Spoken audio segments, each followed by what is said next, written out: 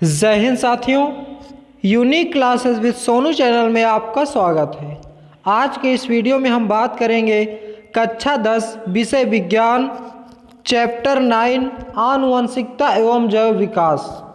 दोस्तों, पाठ 9 में आज हम लघु उत्तरीय प्रश्नों के बारे में चर्चा करेंगे, जो कि आपके बोर्ड एग्जाम में 4 नंबर का पूछा जाता है और एक ही वीडियो में पूरे लघु उत्तरीय प्रश्नों को समाप्त कर देंगे। तो चलिए बिना देरी किए हुए वीडियो को स्टार्ट करते हैं। पहला प्रश्न है हमारा, आनुवंशिकता को परिभाषित कीजिए, इसकी खोज किसने की थी? विज्ञान की उस शाखा को जिसमें आनुवंशिक लक्षणों के माता पिता से संतान में आने की रीतियों का अध्ययन करते हैं, आनुवंशिकी कहते हैं। इसकी खोज ग्रेगर जोहान मेंडल ने सन 1866 में की थी। विज्ञान की वह शाखा जिसमें आनुवंशिक लक्षणों के माता पिता से संतान में आने की रीतियों का अध्ययन करते हैं, आनुवंशिकता कहलाता है। इसकी खोज ग्रेगर जोहान मेंडल ने 1866 में की थी। लक्षण प्रारूप तथा जीन प्रारूप में अंतर स्पष्ट कीजिए। लक्षण प्रारूप तथा जीन प्रारूप में अंतर स्पष्ट कीजिए अथवा जीनोटाइप या फिनोटाइप में अंतर स्पष्ट कीजिए। उत्तर, जीनोटाइप या जीन प्रारूपी आकारिक लक्षण में जीव चाहे जैसा भी हो उसमें पाई जाने वाली जीनी संरचना को जीन प्रारूपी या जीनोटाइप कहते हैं। फिनोटाइप की या समलक्षणी जीन भी प्रकार की हो यदि बाह्य रूप में समान लक्षण या उसका प्रभाव दिखाई दे रहा है तो उसे समलक्षणी या फिनोटाइप कहते हैं। नेक्स्ट क्वेश्चन, जीन का क्या अर्थ है? इसका सर्वप्रथम प्रयोग किसने किया? इसकी उपयोगिता का उल्लेख कीजिए। जीन का क्या अर्थ है? इसका सर्वप्रथम प्रयोग किसने किया? इसकी उपयोगिता का उल्लेख कीजिए। उत्तर, सभी जीवों में आनुवंशिक लक्षणों का नियंत्रण एवं संचरण आनुवंशिक इकाइयों द्वारा होता है। मेंडल ने इन इकाइयों को कारक कहा था तथा जोहानसन ने इनके लिए जीन शब्द का प्रयोग किया था। जीन की विशेषताएं, जीन की संरचना की इकाई यूनिट ऑफ ट्रांसमिशन है जो जनक से संतानों में पहुंचती है। दूसरा, जीन उत्परिवर्तन की इकाई यूनिट ऑफ म्यूटेशन है जिसकी संरचना में परिवर्तन होता रहता है। तीसरा, जीन की इकाई फिजियोलॉजिकल यूनिट्स है, ये जीवों में विभिन्न लक्षणों का नियंत्रण करती है। चौथा, जीन डीएनए का वह भाग है जिसमें एक प्रोटीन या पॉलीपेप्टाइड श्रृंखला के संश्लेषण की सूचना होती है। नेक्स्ट प्रश्न, मनुष्य में लिंग सहलग्न गुण से क्या तात्पर्य है? वह किस प्रकार वसंगत होते हैं? मनुष्य में लिंग सहलग्न गुण से क्या तात्पर्य है? वह किस प्रकार वसंगत होते हैं? समस्त प्राणियों में लिंग गुणसूत्र का एक युग्म होता है। अधिकांश जीवों में इन्हें यक्ष गुणसूत्र तथा वाई गुणसूत्र कहते हैं। लिंग का निर्धारण करने के अलावा इन गुणसूत्रों पर दैहिक लक्षणों के भी कुछ जीन होते हैं। लिंग गुणसूत्रों पर स्थित दैहिक लक्षणों के जीन को लिंग संलग्न जीन कहते हैं। अतः दैहिक लक्षणों के वे जीन जो लिंग गुणसूत्रों पर स्थित होते हैं उसी लिंग गुणसूत्र के साथ वसंगत होते हैं, लिंग संलग्न जीन कहलाते हैं तथा इनकी वसांगति को लिंग संलग्न वसांगति कहा जाता है। ऐसी वसांगति की खोज टी.एच. मॉर्गन 1910 से 1911 में ड्रोसोफिला मक्खी पर किए गए थे, अपने प्रयोगों द्वारा की थी। मनुष्य में लगभग 120 दैहिक लक्षण लिंग संलग्न पाए जाते हैं।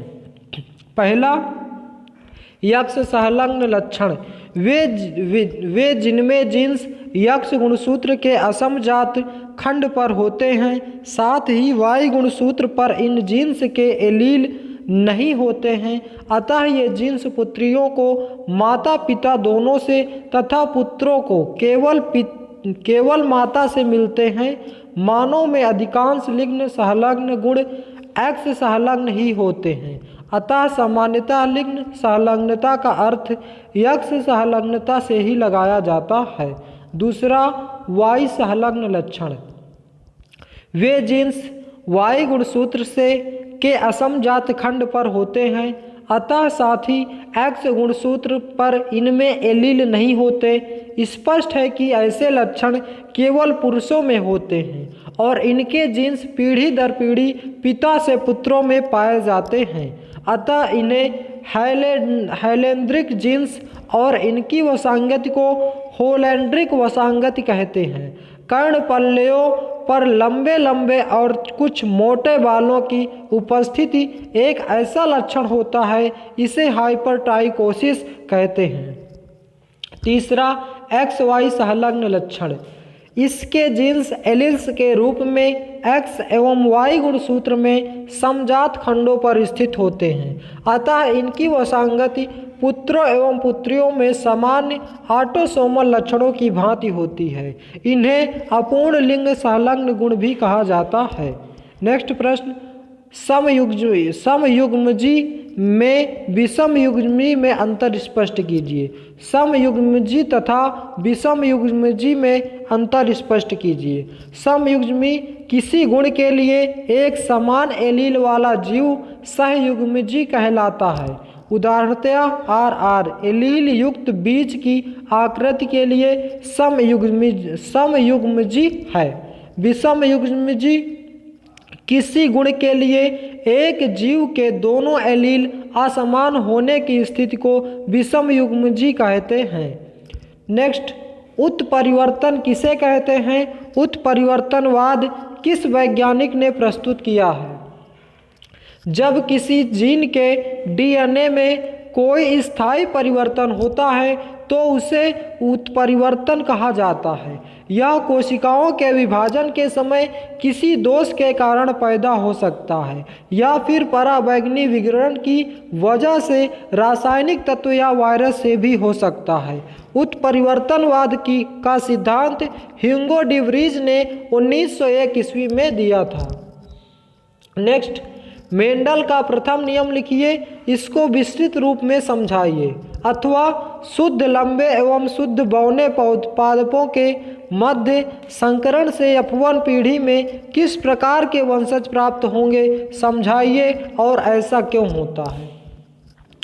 शुद्ध लंबे एवं शुद्ध बौने पादपों में संकरण करवाने पर F1 पीढ़ी में प्रभाविता के नियमानुसार संकर या विषमयुग्मजी लंबे पादप प्राप्त होते हैं। इससे प्रभावी जीन्स अप्रभावी जीन्स को प्रदर्शित नहीं होने देते हैं। प्रभाविता का नियम, इस नियम के अनुसार परस्पर विपरीत लक्षणों वाले पादपों में संकरण करने पर F1 पीढ़ी संतति में प्रदर्शित लक्षण प्रभावी लक्षण होते हैं और जो लक्षण प्रदर्शित नहीं होते वह अप्रभावी लक्षण कहलाते हैं। प्रयोग, जब शुद्ध लंबे तथा शुद्ध बौने पादपों के बीच संकरण कराया जाता है तो प्रथम पीढ़ी F1 में प्राप्त सभी पादप लंबे होते हैं, क्योंकि लंबेपन का गुण प्रभावी तथा बौनेपन का गुण अप्रभावी होता है। नेक्स्ट, मेंडल के पृथक्करण का नियम का उपयुक्त उदाहरण देते हुए समझाइए।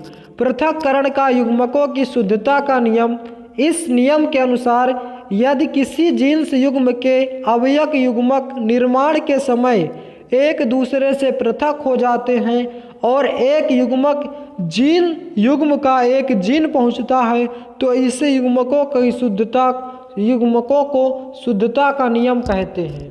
मेंडल ने एक संकरक्रास के शुद्ध लंबे टीटी तथा शुद्ध बौने स्मॉल टी पौधों के मध्य क्रॉस कराया। मटर में लंबेपन का लक्षण बौनेपन का पर प्रभावी होता है। लंबे व बौने जनक पौधों के क्रॉस से F1 पीढ़ी में सभी लंबे पौधे प्राप्त होते हैं। F1 पीढ़ी के पौधों में स्वपरागण से प्राप्त, F2 पीढ़ी में लंबे पौधे व बौने पौधों दोनों पौधे प्राप्त होते हैं। लंबे व बौने पौधों में समलक्षणी अनुपात 3:1 होता है। तो दोस्तों ये थे हमारे आज के मोस्ट इम्पॉर्टेंट लघु उत्तरीय प्रश्न। आइए एक बार फिर से इन क्वेश्चनों का पुनः रिवीजन कर लेते हैं ताकि यह क्वेश्चन आपको इसी वीडियो में याद हो जाए। दोस्तों वीडियो रिवीजन करना बहुत ही ज़रूरी हो जाता है क्योंकि रिवीजन करने समय आधे से ज़्यादा क्वेश्चन इसी वीडियो में याद हो जाते हैं। तो चलिए बिना देरी किए हुए वीडियो को एक बार फिर से पुनः रिवीजन कर लेते हैं। पहला प्रश्न है, आनुवंशिकता को परिभाषित कीजिए, इसकी खोज किसने की थी? विज्ञान की उस शाखा को जिसमें आनुवंशिक लक्षणों के माता पिता से संतान में आने की रीतियों का अध्ययन करते हैं आनुवंशिकता कहलाता है। इसकी खोज सर्वप्रथम ग्रेगर जोहान मेंडल ने सन 1866 ईस्वी में की थी। दूसरा प्रश्न, लक्षण प्रारूप तथा जीन प्रारूप में अंतर स्पष्ट कीजिए अथवा जीनोटाइप या फिनोटाइप में अंतर स्पष्ट कीजिए। जीनोटाइप या जीन प्रारूपी आकारिक लक्षण में जीव चाहे जैसा भी हो उसमें पाए जाने वाली जीनी संरचना को जीन प्रारूपी या जीनोटाइप कहते हैं। फिनोटाइप किया समलक्षणी जीन भी प्रकार की हो, यदि बाह्य रूप में समान लक्षण या उसका प्रभाव दिखाई दे रहा है तो उसमें सभी समलक्षणी या फिनोटाइप कहते हैं। नेक्स्ट, जीन का क्या अर्थ है? इसका सर्वप्रथम प्रयोग किसने किया? इसकी उपयोगिता का उल्लेख कीजिए। सभी जीवों में आनुवंशिक लक्षणों का नियंत्रण एवं संचरण आनुवंशिक इकाइयों द्वारा होता है। मेंडल ने इन इकाइयों को कारक कहा था तथा जोहानसन ने इनके लिए जीन शब्द का प्रयोग किया था। जीन की विशेषताएं, जीन की संरचना की इकाई यूनिट ऑफ ट्रांसमिशन है जो जनक से संतानों में पहुंचती है। दूसरा, जीन उत्परिवर्तन की इकाई यूनिट ऑफ मोशन है जिनकी संरचना में परिवर्तन होता है। तीसरा, जीन कार्य की इकाई फिजियोलॉजिकल यूनिट है, ये जीवों के विभिन्न लक्षणों का नियंत्रण करती है। चौथा, जीन डीएनए का वह भाग है जिसमें एक प्रोटीन या पॉलीपेप्टाइड श्रृंखला के संश्लेषण की सूचना होती है। नेक्स्ट, मनुष्य में लिंग संलग्न गुण से क्या तात्पर्य है? वह किस प्रकार वसंगत होते हैं? समस्त प्राणियों में लिंग गुणसूत्र का एक युग्म होता है। अधिकांश जीवों में यक्ष गुणसूत्र तथा वाय गुणसूत्र कहते हैं। लिंग का निर्धारण करने के अलावा इन गुणसूत्रों पर दैहिक लक्षणों के भी कुछ जीन होते हैं। लिंग गुणसूत्रों पर स्थित दैहिक लक्षणों के जीन को लिंग संलग्न जीन कहते हैं। अतः दैहिक लक्षणों के वे जीन जो लिंग गुणसूत्रों पर स्थित होते हैं और उसी लिंग गुणसूत्र के साथ वसंगत होते हैं लिंग संलग्न जीन कहलाते हैं तथा इनकी वसांगति को लिंग संलग्न वसांगति कहा जाता है। ऐसी वसांगति की खोज टी.एच. मॉर्गन ने 1910 से 11 में ड्रोसोफिला मक्खी पर किए गए थे अपने प्रयोगों द्वारा की थी। मनुष्य में लगभग 120 दैहिक लक्षण लिंग संलग्न पाए जाते हैं। पहला, एक्स संलग्न लक्षण, वे जीन्स एक्स गुणसूत्र के असमजात खंड पर होते हैं, साथ ही वाई गुणसूत्र पर इन जीन्स के एलील नहीं होते। अतः ये जीन्स पुत्रियों को माता और पिता दोनों से तथा पुत्रों को केवल माता से मिलते हैं। मानव में अधिकांश लिंग संलग्न गुण एक्स संलग्न ही होते हैं। अतः सामान्यतः लिंग संलग्नता का अर्थ एक्स संलग्नता से ही लगाया जाता है। दूसरा, वाई संलग्न लक्षण, वे जीन्स जिसमें वाई गुणसूत्र के असमजात खंड पर होते हैं अतः साथ ही एक्स गुणसूत्र पर इनमें एलील नहीं होते। स्पष्ट है कि ऐसे लक्षण केवल पुरुषों में होते हैं और इनके जीन्स पीढ़ी दर पीढ़ी पिता से पुत्रों में ही पाए जाते हैं। अतः इन्हें होलैंड्रिक जीन्स और इनकी वसांगति को हॉलैंड्रिक वसांगति कहते हैं। कर्णपल्लियों पर लंबे लंबे और कुछ मोटे मोटे बालों की उपस्थित एक ऐसा ही लक्षण होता है, इसे हाइपरट्राइकोसिस कहते हैं। तीसरा, XY संलग्न लक्षण।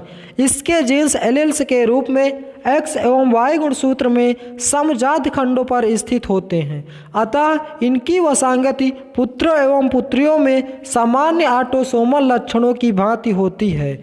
इन्हें अपूर्ण लिंग संलग्न गुण भी कहा जाता है।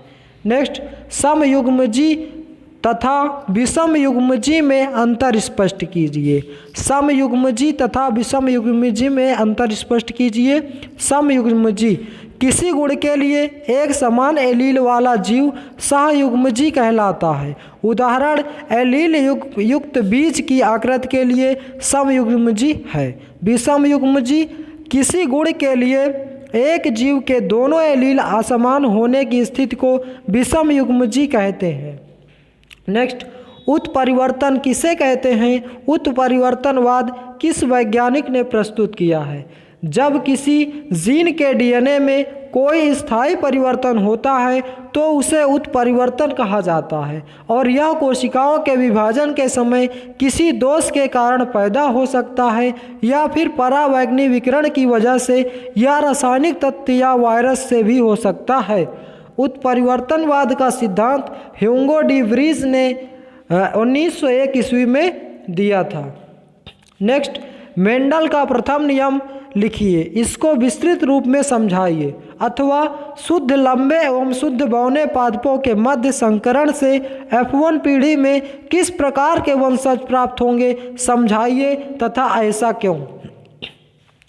शुद्ध लंबे एवं शुद्ध बौने पादपों में संकरण करवाने पर F1 पीढ़ी में प्रभाविता के नियमानुसार संकर या विषम युग्मजी लंबे पादप प्राप्त होंगे। इसमें प्रभावी जीन्स अप्रभावी जीन्स को प्रदर्शित नहीं होने देते हैं। प्रभाविता का नियम, इस नियम के अनुसार परस्पर विपरीत लक्षणों वाले पादपों में संकरण कराने पर F1 पीढ़ी संतति में प्रदर्शित लक्षण प्रभावी लक्षण होते हैं और जो लक्षण प्रदर्शित नहीं होते वह अप्रभावी लक्षण कहलाते हैं। प्रयोग, जब शुद्ध लंबे तथा शुद्ध बौने पादपों के बीच संकरण कराया जाता है तो प्रथम पीढ़ी F1 में प्राप्त सभी पादप लंबे होते हैं, क्योंकि लंबेपन का गुण प्रभावी तथा बौनेपन का गुण अप्रभावी होता है। नेक्स्ट, मेंडल के पृथक्करण नियम का उपयुक्त उदाहरण देते हुए समझाइए। पृथक्करण या युग्मक की शुद्धता का नियम, इस नियम के अनुसार किसी जीन युग्म के अवयव युग्मक निर्माण के समय एक दूसरे से पृथक हो जाते हैं और एक युग्मक में जीन युग्म एक जीन पहुंचता है, इसे युग्मक की शुद्धता का नियम भी कहते हैं। मेंडल ने एक संकर क्रॉस में शुद्ध लंबे पौधे तथा शुद्ध बौने पौधे के मध्य क्रॉस कराया। मटर में लंबेपन का लक्षण बौनेपन पर प्रभावी होता है और लंबे व बौने जनक पौधों में क्रॉस F1 पीढ़ी में सभी लंबे पौधे प्राप्त होते हैं। F1 पीढ़ी के पौधों में स्वपरागण से प्राप्त F2 पीढ़ी लंबे बौने पौधे दोनों पौधों से प्राप्त होते हैं। लंबे व बौने पौधों में समलक्षणीय अनुपात 3:1 का होता है। दोस्तों, मेंडल ने सर्वप्रथम प्रयोग किस पर किया था? मटर के पौधे पे किया था और उन्होंने पाया कि F1 पीढ़ी के सभी प्रकार के पादप क्या पाए गए? लंबे पाए गए। तो दोस्तों, ये थे हमारे आज के मोस्ट इम्पॉर्टेंट प्रश्न। वीडियो आपको कैसा लगा, इसका जवाब आप हमें कमेंट बॉक्स में दें। यदि आप हमारे चैनल पे नए हैं तो चैनल को सब्सक्राइब करें और वीडियो को लाइक करें और ज़्यादा से ज़्यादा शेयर करें। Thanks for watching my video. मिलते हैं नेक्स्ट वीडियो में। जय हिंद, जय भारत।